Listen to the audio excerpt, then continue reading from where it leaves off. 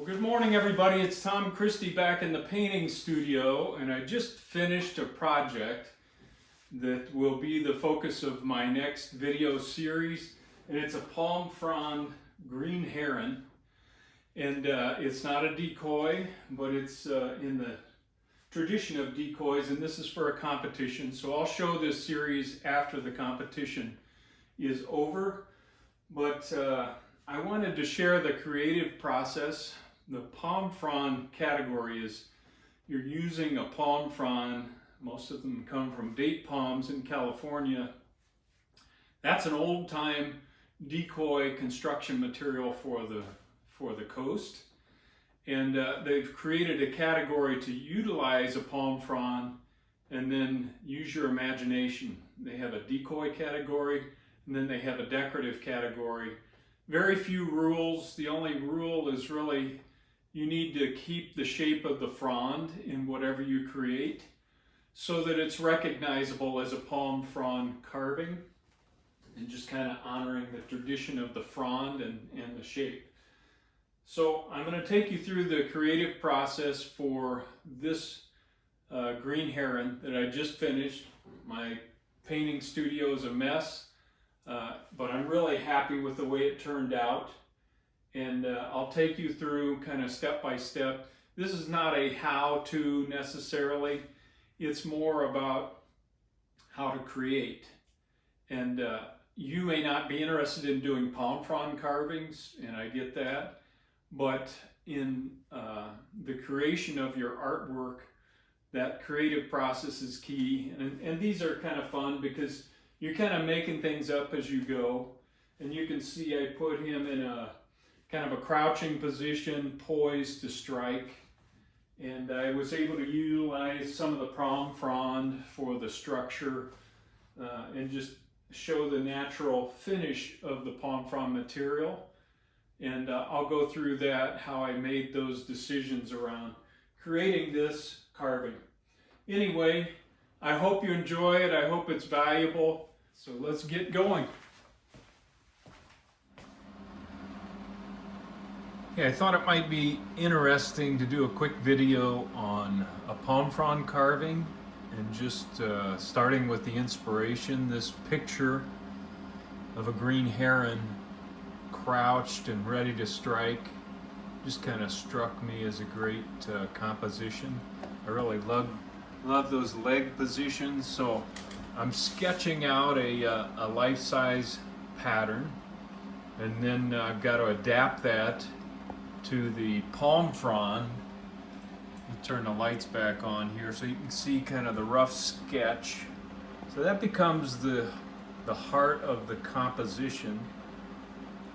And then we've got, as I say, to adapt that to the palm frond shape we have. But this is the concept I want to go with. You might ask, how do you know what size a green heron is? I've got this Stiller pattern that I purchased a long time ago. And it's in this kind of crouching, ready to strike position. And I purchased a few cast feet for the green heron. That'll give me the size and the shapes as I begin to carve those. So that's my reference materials along with photos from the internet.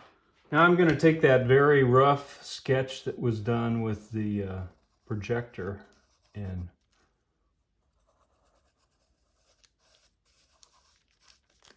smooth things out.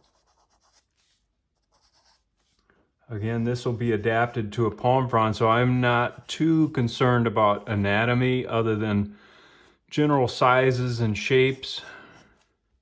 And I'm going to have to look for a palm frond that might lend itself to this size and shape. But I like this dramatic angle coming off of these structures, so I'm going to have to come up with something to mount the bird to. This will be the palm frond. I'll probably add a little bit of tupelo on the front. Maybe that head will be out of tupelo. Make sure I have the eye positioned correctly. And I need to look at this bill geometry to get that anatomy correct, but it's somewhere in there. I'll look at my reference photos to finalize that later. And the wing comes out here, so that's an important position to have. And then these legs, I'm really intrigued by how to carve these and still have strength. I think what I might do, these legs are pretty dainty, so carving those out of wood and attaching them separately would be a challenge. I think what I'm starting to think I may carve the feet portion of the legs in this, whatever structure I come up with on both of these, and then just attach some sort of armature here with strength that would insert into the carved feet that are part of this support structure. So that's the dream anyway. We'll see if that plays itself out. I'll finish this up and then I'll make a cardboard pattern so that I can take that to my palm frond. I need to look at a top view as well. I've got the stiller pattern to give me some width and general shapes, so I'll make a top view pattern of my own on that, and then we'll be ready to take a look at the palm frond. I took an actual link from the side pattern I created with the picture, and I made the bird just a little bit larger than the stiller pattern, made it a little wider, so I've put a center line. I've kind of used the guidelines there, but created my own version of the stiller pattern, a modified version. And now I'll use that to create the top view. All right, I've got my top pattern created, the side pattern. We've got leg locations here. I do want to create a couple of patterns for these leg shapes, primarily the heavy part of the leg here and the elbow. All right, I created patterns for those leg positions. Now I'll cut these out and then we'll go to the carving shop. All right, I've got my patterns made, and this is where the fun really begins with palm fronds, because you have to deal with this shape. And in the palm frond category, you can't lose the shape of the frond. You know, we want to honor this beautiful shape of the palm frond, and you can't just cut away all the natural shapes. The judges are looking for, where is the palm frond? So I've picked a frond that has a great bend in it because I think it lends itself to this angled down, stretched out, you know, really looking for prey position. And this particular frond is bigger than I need it to be, so you can see from the pattern here. Normally I would add a piece of tupelo on the end. I'm actually thinking about carving the head right out of this part of the stem of the frond, because this material is a lot more dense than this very porous and spongy material in the bigger part of the frond. And you can see also the frond is wider than my pattern. So I'm gonna, this is where you throw the pattern out and just kind of embrace the shape of the palm, and I'm gonna probably leave this intact. The bird will anatomically be wider than it's supposed to be. That's okay.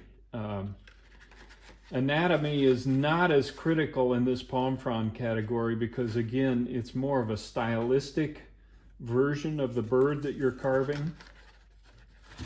And you can see from the side pattern here, again, accuracy is not going to be king here, but I've got a body that kind of relates well to the size of this bird, and we're going to lose this kind of crooked shape and just go with the flow here and use the shape of the palm frond. But you can see, I think, if I position that kind of like this up on some structure back here and kind of honoring the inspiration here, I think it's going to be pretty cool. One other note, when I cut the leg patterns out, I left a little extra material on both ends because I really don't know yet how those are going to attach to the body. So I just want to leave material there so that I can adapt to whatever foot I carve on the base material here. I'll probably do a different base than in this picture, but again, stylize the concept. All right, I kind of positioned the pattern on the frond and taped the back to kind of keep that stable. And I'm going to try to hold this in place while I use a marker to trace around the pattern.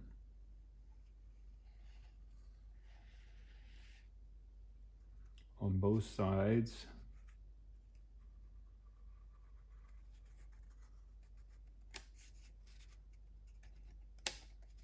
Kind of slippery.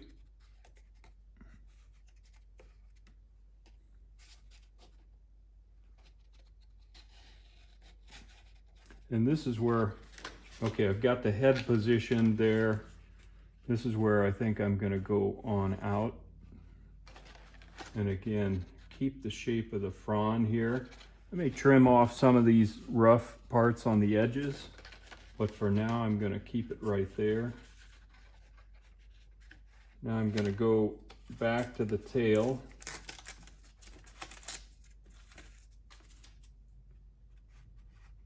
I'm going to get the tail width reasonably accurate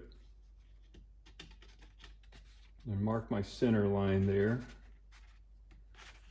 And then I'm going to go from that tail kind of like this. So it's going to be a fat little bird. That's okay. You know, I may make that tail a little wider just to make it look less pudgy.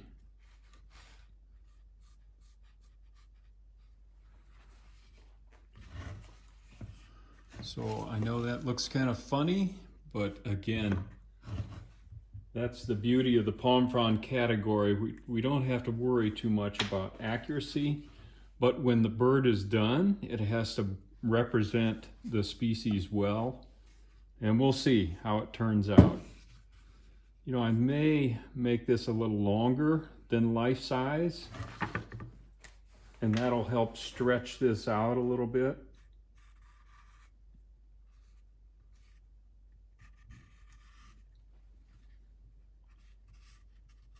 These are the kind of decisions you just use your artistic eye, and I think that's going to look better, and it's kind of stretched out anyway, so I'm going to go with that. So I'm going to use the bandsaw to carefully cut out that profile.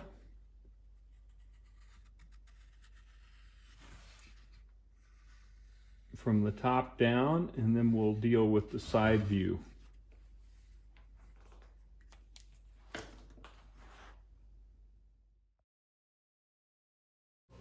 Okay, this is normal speed, and I want to urge caution here because I'm freehanding this.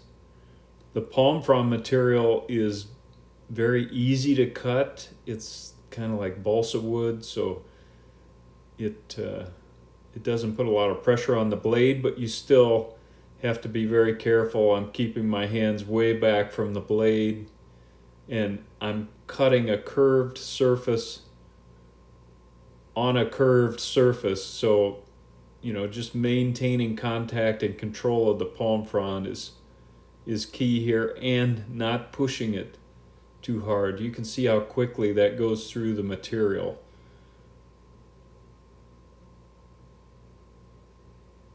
So I will speed this up so that it doesn't take so long to go through the video, but I want to show you the rest of cutting this out. So now I'm at 2 times speed. You can see it's important you keep where the cutting is being done as flat as possible on the surface of the bandsaw table. Just doing a cross cut to get this to size. Maintaining a good grip, and again, not going very fast so the bandsaw doesn't pull the work down out of your hands and snap a blade or create a bind.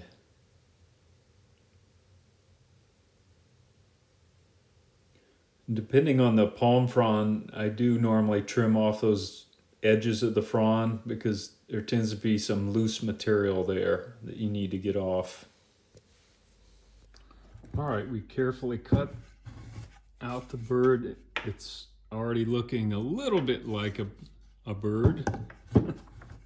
If you use your imagination, but you can see I used the stem, and I'm going to try to get this in profile. Now I'm going to try looking at how does this fit.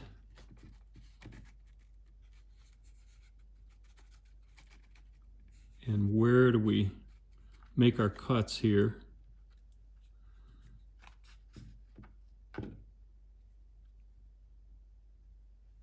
And I think this is again where you're using your judgment. Do we go up here? I think I'm gonna go down here a bit and put that more in the middle and maybe get a little bit of I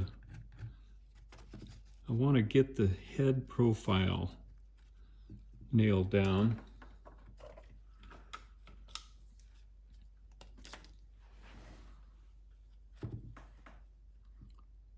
So it starts back here. It's going to go up to the top of the palm and then angle back down.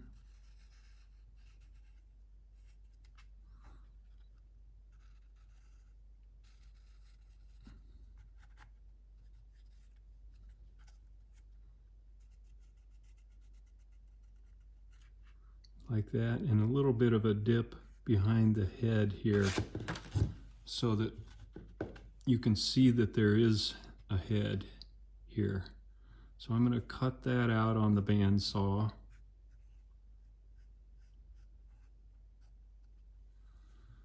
Next.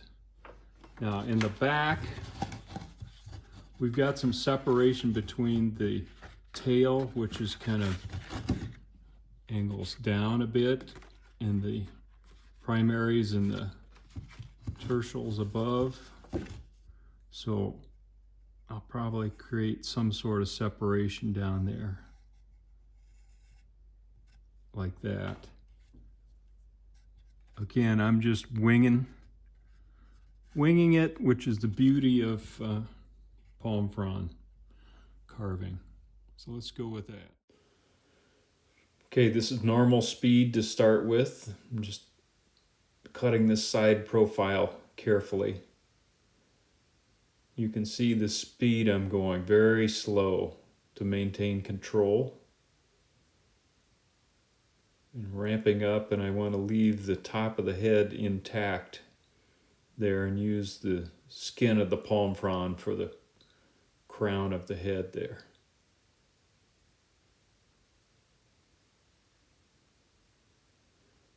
I will go ahead and speed this up now.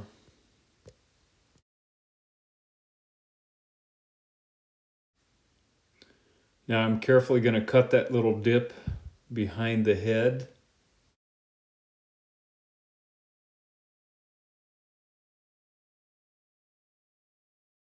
Now I'm going to flip it around and cut that V area out. And this material is super soft, so it's like butter. But you still need to maintain good control because there's not a ton of support here. Keeping your hands out of the way and getting that cut out. Before I detail the bird or go any further, I like in palm frond carvings to kind of get the composition nailed down first and make sure I like the way things are fitting together and looking before we go through the detailed part of carving and painting. So I've been thinking about, there are a couple of, this is an old stump that's sticking out of the water in the original picture. So I need a higher and a lower piece because I do love the way these feet are very dramatically positioned. So I got thinking about, rather than using Tupelo and trying to carve stumps, I may use a piece of palm frond. This is a small, much smaller frond, and I like again, using the palm frond, and maybe could create a stub and do some carving at the top, and then use the rest of this frond, the stem up here, for this other piece. So I'm going to give that some thought, but I think that could be pretty cool. And again, using some frond in the composition, which I like. I've got a rough sawn piece of walnut here that I think could make a good base with a live edge kind of on both edges. And again, just thinking through composition, this will be about half of the height that it is right now. So, you know, there are decisions about which way do I put the bend. I think I like this because it would position the bird back further and maybe more centered on the base than if I get him or her leaning way out here over the edge. Not sure. Need to think about that. But I do like the way this piece kind of fits right on the live edge here, and I can leave some of this roughness and some of this texture from the palm frond that lend itself to an old weathered piece of stump sticking out of the pond. I just thought it might be helpful. This is more about creative process than technical carving. But I think that's an important part of making good carvings is composition. So this video is more about composition and creativity. All right, I cut that small frond in half, and it's kind of what I'm thinking about. The one foot would rest on here and the back foot on the top of this piece.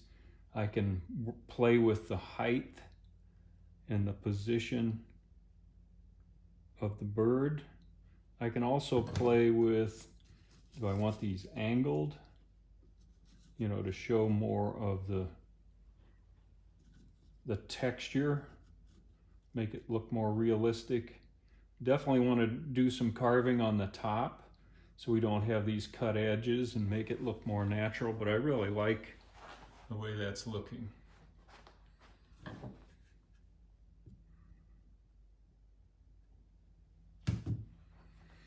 I think the other thing I'd like to do is round the edges of this base so that it's a little softer looking. But I won't do that right away until I get more of the composition put together. I've got to figure out how to get these feet built and on the bird, so that'll be the next challenge. To help me visualize the feet position and how they interact with the stumps, I have the advantage of having these cast legs, and I don't want to use them in the final sculpture or carving, but I do want to use them to help me visualize. So I bent both of these to the appropriate angle coming off of the body here. So this is the rear, And this is the front leg, and I'm thinking about using those with the palm frond and just begin to get some positioning down. Drilled a little hole in each of these at the appropriate angle to kind of match up with the pattern roughly. And see how that looks with the bird.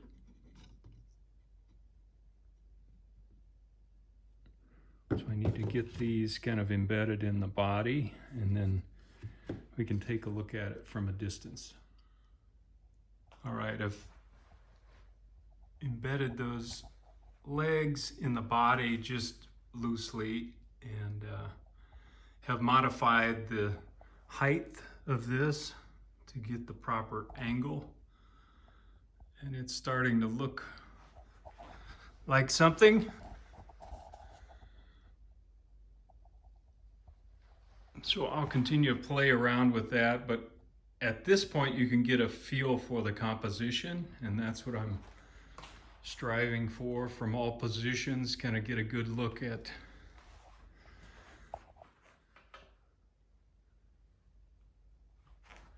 the bird and its attitude. So it's looking good. Kind of happy with that. Now I can look at what do I need to do to construct those feet if I have it roughly in that position. Continuing to play with positions here, and I want to make sure I'm making myself a note that I don't want the bird angled down. I want the eye clearly visible here. One thing, things just kind of happen as you go compositionally, and I really like the way this is looking. I put this as at an angle, kind of in this corner. It opens up this texture a little bit more to this view, and I like the bird kind of cocked out instead of straight forward. So it's those types of things that make this so fun. You get to play with it. There's no wrong answer, but it's just a lot of fun. So now I got to get to work on those legs. Since there are so many moving parts here, once I get the composition the way I feel like it's basically set, I went ahead and penciled around both of these profiles so that I don't lose that position. I'm happy with the angles here. Definitely want to do some carving to really open up and make these look like old tree trunk tops or branches sticking out of the water. But I want to put a screw in from the bottom to position each of those. Eventually I'm going to finish this, so I don't want to lose their position from this original composition.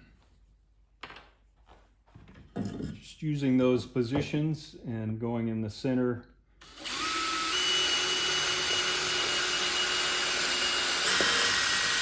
Drilling a through hole for both of them.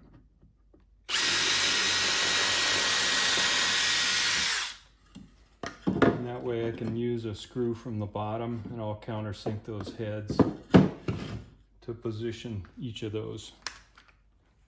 Okay, I've got a long screw, like a 3-inch wood screw in the bottom of each one of these, and that'll keep them locked in that position as we continue to develop the carving. I've got these aluminum gutter nails, and I'm going to try making these armatures and support for the body to form the basis of the legs, and then I can coat over that with some epoxy. So I'm just bending those with a hammer and the vise to get them to the proper shape. I need to cut that off here. Also, while I have the leg here, I'm just going to trace around the feet so I know the size and location roughly. That toenail is important because it's hanging on to the log.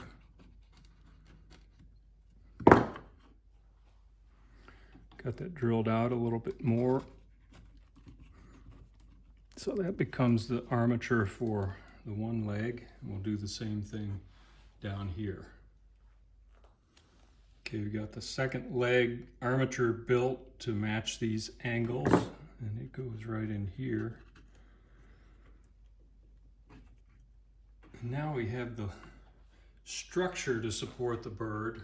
Now I have to figure out how to attach it. I want to make this removable if possible, and that'll take a little scratching of my head to see how we put that together. All right, so we have a rough positioning of the armatures, and the thing is hanging together and pretty solid. I'm not worried about the strength. And now I have to figure out how to do the feet. I'll draw the feet sketch the feet on this other piece, and then we'll figure out the next step.